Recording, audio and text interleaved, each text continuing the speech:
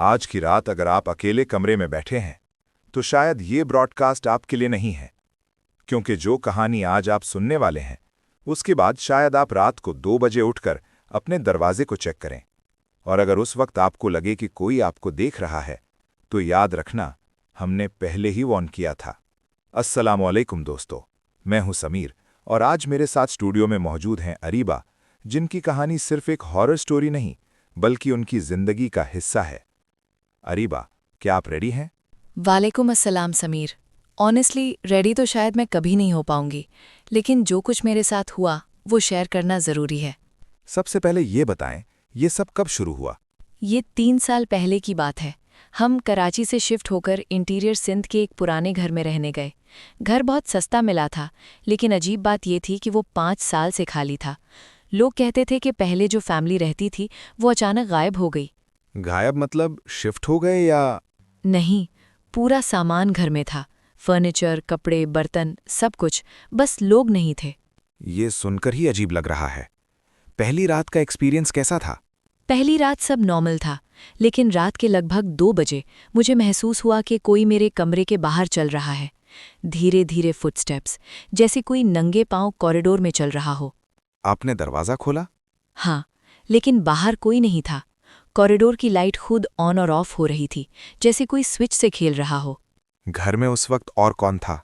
अम्मी, अब्बू और मेरा छोटा भाई, लेकिन सब सो रहे थे। मैंने सोचा वायरिंग का मसला होगा, लेकिन फिर रोज रात 2 बजे वही फुटस्टेप्स। हर रात सेम टाइम? बिल्कुल, जैसे कोई वक्त का पाबंद हो। फिर? एक रात मैंने दरवाज़ा हल्का सा खोला और मुझे दीवार पर एक लंबा सा साया नजर आया, लेकिन सामने कोई इंसान नहीं था, सिर्फ शैडो। शैडो बिना इंसान के? हाँ, और वो धीरे धीरे मेरी तरफ मुड़ रहा था। उस वक्त आपने क्या किया? मैंने जोर से आयतुल कुर्सी पढ़ी। वो साया धीरे धीरे गायब हो गया, लेकिन उस रात के बाद चीज़ें और इंटेंस हो गईं। कैसे इंटेंस? किचन में बर्तन खुद गिरते थे, फ्रिज खुद खुल जाता। एक दिन मेरे भाई ने कहा, बाजी वो अंकल कौन है जो रोज रात को आपके कमरे के बाहर खड़े रहते हैं? ये तो बहुत डिस्टर्बिंग है। मैंने पूछा, कौन अंकल? उसने कहा, लंबा सा आदमी जिसका चेहरा नजर नहीं आता। पेरेंट्स ने बिलीव किया? नहीं, उन्होंने कहा बच्चों की इमेजिनेशन है। लेकिन फिर एक दिन अम्मी ने खुद सुना कि कोई उनका नाम धीरे से बुला रहा है। घर में कोई नहीं था। नाम लेकर बुलाना ये सीरियस होता है। सबसे ज्यादा डर मुझे तब लगा जब मैंने उस चीज को क्लियरली देखा। रात को आंख खुली तो मेरे बेड के पास एक स्याह सा लंबा फिगर खड़ा था। उसकी आंखें लाल थीं और वो सिर्फ मुझे देख रहा था। आप चिल्लाई नहीं? मेरी आवाज ही नहीं निकल रही थी, जैसे किसी ने गला दबा दिया हो। मैंने दिल में सूरह फलक और सूरह नास पढ़ना शुरू की। फिर क्या हुआ? वो धीरे धीरे पीछे हटा और दीवार में समा गया। दीवार सॉलिड थी, लेकिन वो उसमें घुस गया। ये बिल्कुल फिल्म जैसा लग रहा है। अगली सुबह मेरे बेड के पास जमीन पर जले हुए निशान थे, जैसे किसी ने आग से सर्कल बनाया हो। आप लोगों ने घर छोड़ दिया? नहीं, अब्बू बिलीव नहीं करते थे, लेकिन फिर एक दिन जब मैं अकेली थी, मुझे महसूस हुआ कि कोई मेरे बाल खींच रहा है। Physical touch? हाँ, मैंने पीछे देखा, वही लाल आंखों वाला साया मेरे बिल्कुल करीब था। उसने धीरे से कहा, ये घर मेरा है। आपने क्या कहा? मैंने जोर से कहा, ये अल्लाह का घर है। मैंने कुरान उठाया और पढ़ना शुरू किया। कमरा हिलने लगा, अलमारी के दरवाजे जोर जोर से बंद होने लगे। फैमिली ने देखा? हाँ, उस दिन सब ने देखा कि चीजें खुद हिल रही हैं। फिर एक मौलवी साहब को बुलाया गया। रुकिया हुई? हाँ, रुकिया के दौरान मुझे महसूस हुआ कि कोई मेरे कान के पास चीख रहा है। मैं बेहोश हो गई। अब आप सेफ हैं?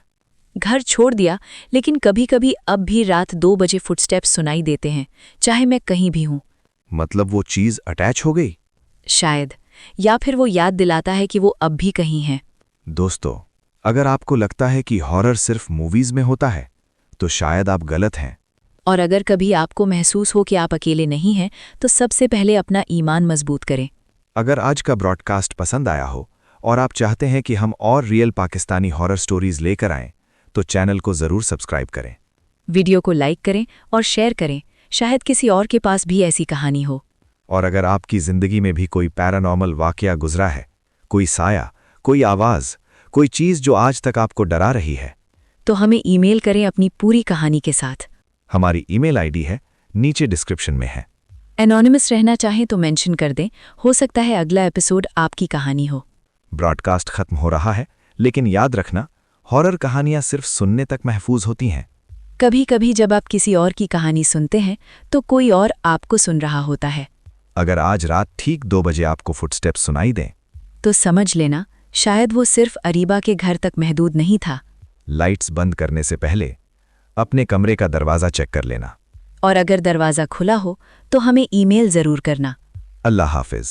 अगर हम फिर मिले